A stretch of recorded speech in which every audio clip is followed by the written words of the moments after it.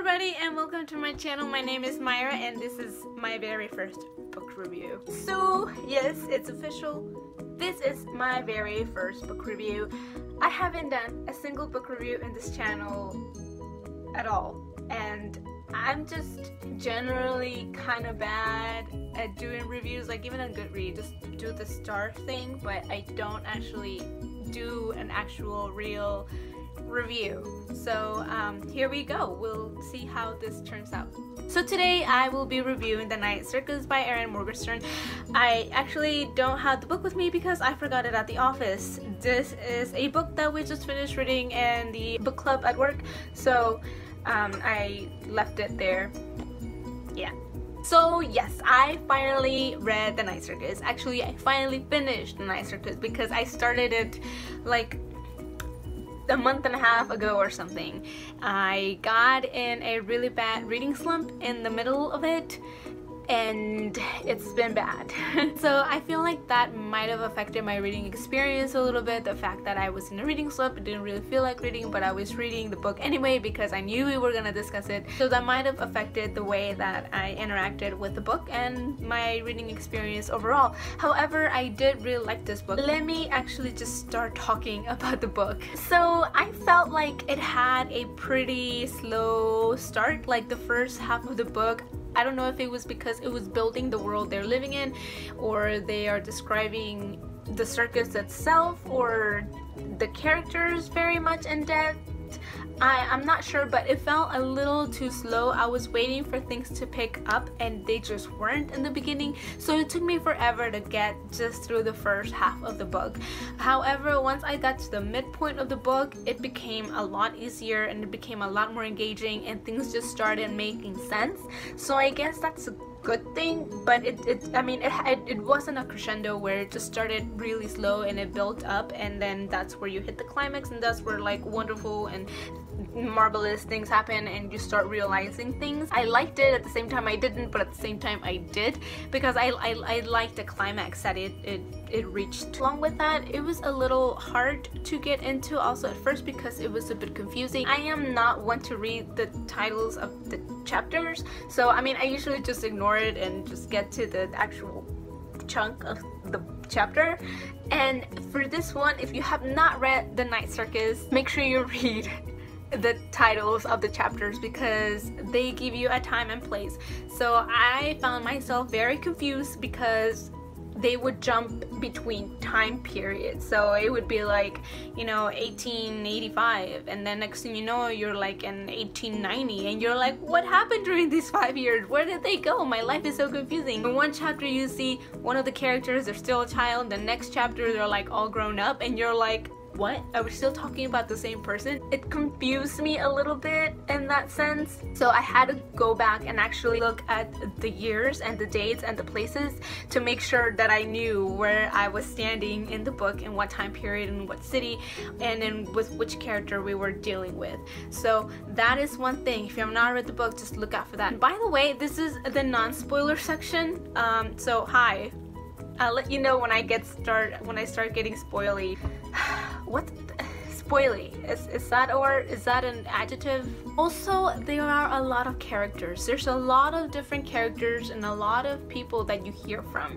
And one, it's very interesting because you get to see a lot of points of views, but number two, it does get kind of confusing because if you're not totally submerged or if you're not focused, you lose track of which characters are which, and then you find yourself lost in the book. So look out for that. Overall, the book had a lot of atmosphere, it had a lot of description, it totally submerged you into the description, so you would start reading about the smells in the circus and the different tents, and it was very descriptive, very atmospheric, so you felt like you were there. So it was great. That's great. So I give it that. It was great in that sense. You really felt like you were in the circus.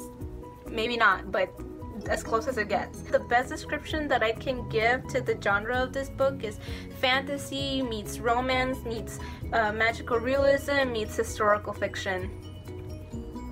Does that make sense? And now to the more spoilery part of the book. Please, if you have not read the book, don't listen to this because you will ruin the book for yourself. So please just leave, like right now. Okay. Hello friends! So like I said, there's lots of different characters throughout this book and all of them are very lovable. Celia, I liked her, I wanted to be her, I thought she was really kick butt and she was really cool and good at what she did. I loved Marco, I pictured this really handsome guy and kind of sensitive, and I just really liked him. I really liked him as a character. Even Tsukiko, I really liked her. She was not a villain. I mean, she was not bad, but she knew about the challenge and she didn't tell them, and I thought that was kind of messed up because she didn't warn them about the happenings of it. But I mean, that's just the way things were, so sorry. And then there's Bailey and Poppet and Widget, and guys, those are like, I love them. I love those three characters and I could go on forever about them because they were just so much fun. I loved hearing from Bailey's perspective. I think he was one of my favorite characters overall. I loved the way he described the circus. I loved that he wasn't really happy with where he was, and I love that he was kind of pretty relatable because I feel like we're all in that same page at that age, because he was like, what, 17, 16, 18. He was at that point in life where he was trying to figure out what to do, go to college like grandma says, or stay in the farm like dad says, and instead he chose his own path, which was to be the circus proprietor. I love the love story that he had with Puppet, the fact that they met when they were kids and that they grew up and that they found each other and that they fell in love, and I love them. I love Widget. He was so fun, and I just love that little trio, and I would totally go for a spin-off book on those three characters. And now to the actual two protagonists, Celia and Marco. Their love story was interesting. I kind of saw, I mean, I knew it was a love story, but I totally saw it foreshadowed right in the beginning when Alexander came and he gave Celia the ring, and then Marco got another ring, and I don't know, I saw that as foreshadowing, like you know, marriage ceremony here now in the Western world where, you know, bands are exchanged. Anyone? I saw that coming. I knew that they were meant to be together. I mean, besides the point that I already knew that because that's one of the precedents of the book, but I thought that was really cool that they used rings to link them together. I thought that was really interesting. Even though Isabel was like the other, not the other woman, but she was like the girlfriend before Celia, I still kind of liked her. I mean, I know she messed things up, but I liked her as a person. I thought that she was just somebody that wanted to be loved and wasn't, and that was really sad. Anyway, going back to Marco and Celia, I loved their relationship. I loved how they fell in love. I loved that they decided to make kind of their love eternal. I mean, they didn't die, but they kind of forfeited the game, which kind of put them in a limbo stage, but not really, because Celia had the circus as a touch base, so they could live as long as the circus lived, which was what brought them together technically. Kinda. I love that element. I know we discussed it in book club, and I think I was the only one that really liked that they made their love eternal in a sense by attaching it to the life of the circus, and the fact that Bailey came in, and I mean, it wasn't that he was a snowflake character, that he had anything special, but it was just the fact that he was there at the right time and decided to take charge of the situation and accept the gift that Celia gave him to continue the life of the circus. Now let me talk about Prospero and Alexander.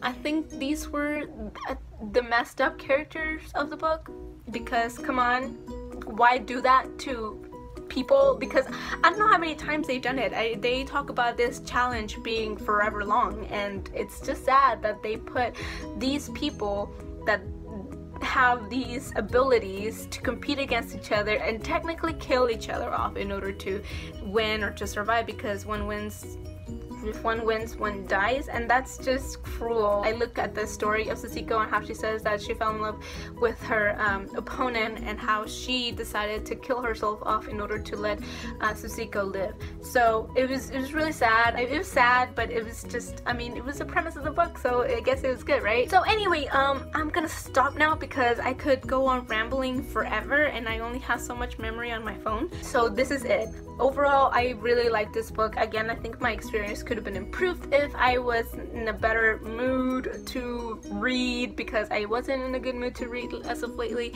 But other than that, it was a great book. It was a good experience. I loved it. Again, rounded off to 8 stars. It's great. That was The Night Circus. Those were my thoughts. Those were my opinions. If you have read it, please let me know what you thought of it. And if you haven't, what are you doing watching my video at this point, because I totally spoiled you now. So thank you for listening to me. This is again my first book review, and yeah, so bye. Stick out of my range of genres that I don't mind reading and I do like them, but I don't want to be drawn to them just because it's the popular thing to do on YouTube, if that makes sense. And also